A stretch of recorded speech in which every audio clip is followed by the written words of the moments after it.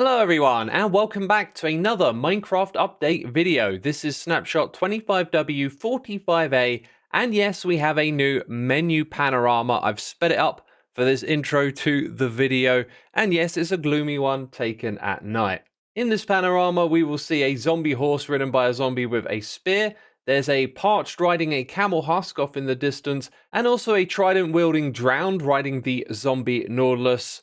A few of the things that are, of course, in this Mounts of Mayhem drop. There's lots to talk about this snapshot, but first we're going to address something from last week's snapshot video. You can call me Xisuma. I'm embracing the Copper Age. So last week we talked about the fire rate of the parched and the regular skeleton, and here you'll see that the skeleton on the left is clearly burning faster.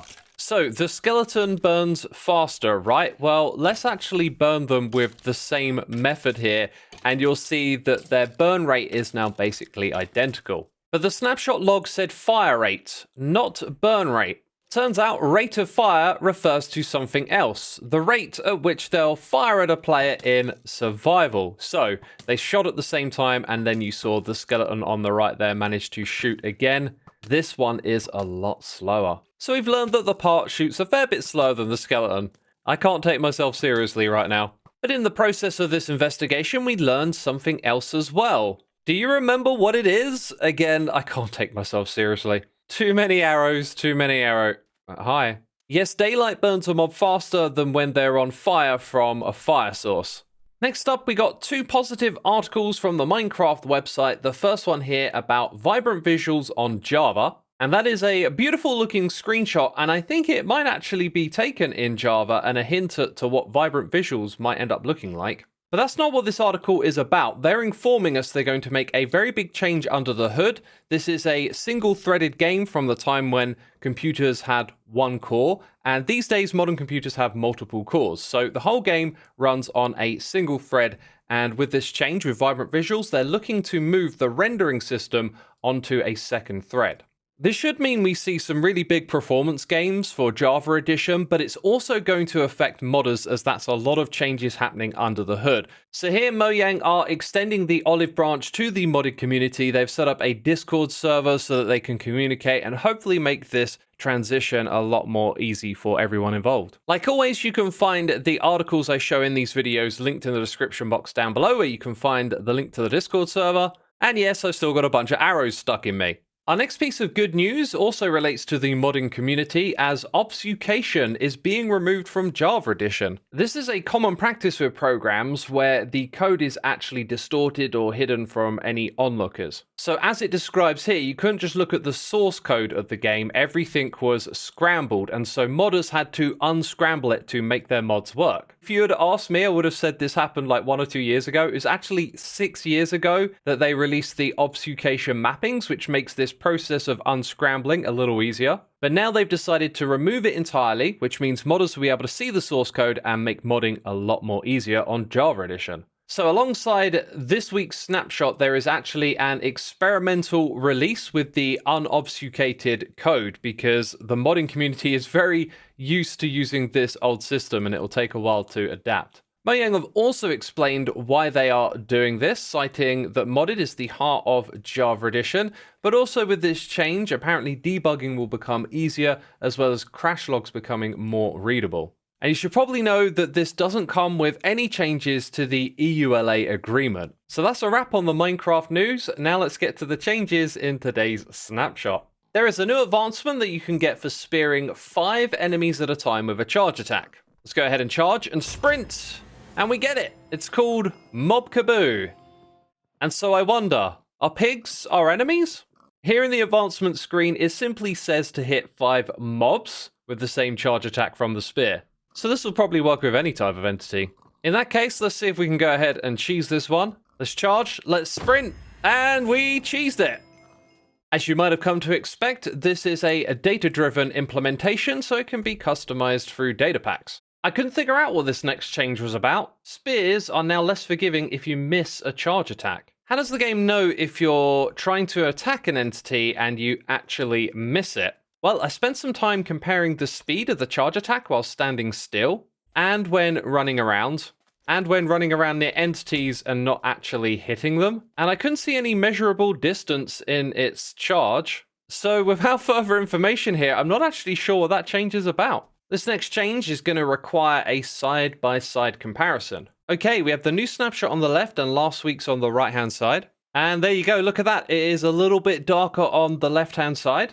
And here's what it looks like with thunder. It's even darker still. And with thunder or rain at nighttime, you can barely see the difference. There are a lot of things in this game being data-driven, so we have a bunch of new environment entities, and the first one is the sunrise-sunset color. So as they made this data-driven, they probably decided to tweak it a little bit. There's some other interesting ones too, like a star's brightness, and then a whole bunch of gameplay elements that are being moved over to this data-driven format, like if an eye blossom opens or not. Turtle egg hatching, if a bee will stay in its hive, if a monster can burn. Each week there are just loads of gameplay elements and details that are being turned data-driven. Question, how do we make netherite armor? Yes, inside of a smithing table, you need your upgrade template, your ingot, and of course a piece of diamond armor, and that's right, they're adding netherite horse armor to the game. Let's go ahead and equip it on this horse and check out what it looks like. Absolutely gorgeous. Loving the saddle spot here with the gold trim. That's a nice touch. And if we go and put the saddle on, we won't see that as clearly because now the saddle is over the top of the netherite texture. Question, why are we in the nether? Answer, to conduct science. And I'm fairly sure this will be considered a bug because everything else netherite survives, but you can even hear the sound of the item being destroyed by lava. So currently nether horse armor doesn't survive the lava, which makes me think this next test is not going to go well, is it? Let's try anyway. Nope. I don't know what I was expecting here. Even if the armor could survive the lava, the horse is firmly inside of the lava itself, right? Also, this is really cruel. This has taken a long time. Turns out the netherite armor is pretty strong. I just remembered, I gotta do that YouTuber thing. If you're not subscribed to the channel and you want to see more horses burn in lava, then you know what to do. Wait a minute, did I really just say that? Swiftly moving on from one toasty location to another, we're actually in one of the warm oceans right now. And I am looking for a new entity that's been added to the game. I say that, but this is actually an entity variant. So think how cows, pigs, and chickens have different textures when they're in different biomes. That's what this thing right here is. It's a zombie Nautilus coral variant. So it doesn't have its own spawn egg, but if one of these spawns in a warm ocean, it'll simply look different. And I gotta say, it's absolutely gorgeous what they've done with the texture here. So like with the cows, chickens, and pigs, these are done in a data-driven way, meaning that you can add your own variants to the world too. There's a rather uninteresting change to the camel husk. It previously didn't drop anything upon death. Now it'll drop 2 to 3 rotted flesh with 0 to 1 for each level of looting that you have. There was also an issue that could cause this mob to despawn even if it had been saddled, so saddled husks won't despawn. The same goes for one that's been leashed to a fence. It can't despawn once it's leashed. And that leashing bug also affected zombie horses and zombie Nautiluses, so if you leash them, they'll be safe. And it may be even easier than that because zombie horses, camel husks, and Nautilus will become persistent, meaning they don't despawn with any interaction from a player, not just riding them. Lastly, we have timelines, which is a new data pack feature, and you can think of this as being able to interact with the absolute time of day. So you can make data-driven elements of your data pack interact with the time of day. One of the examples that they've given is things like environment attribute modifiers. So for example, if you wanted there to be a mob that could only spawn at midnight, or if you wanted the sky to change color at the middle of the day, things like that are now possible with timelines. And at the end of this video, I was going to talk about a few of the bug fixes in this snapshot, but currently this is what the bug tracking website displays to me. Clearly, it's got a few bugs of its own. So maybe we'll talk about 1 or 2 of those changes in next week's snapshot. That's going to be it from me this video. I thought I'd also mention I uploaded a video about pizza. Everyone loves pizza, right? If you like pizza, go to the channel and check it out. It's an amazing flavor combo. But that's it from me. Thanks for watching, and I'll see you soon. Bye-bye.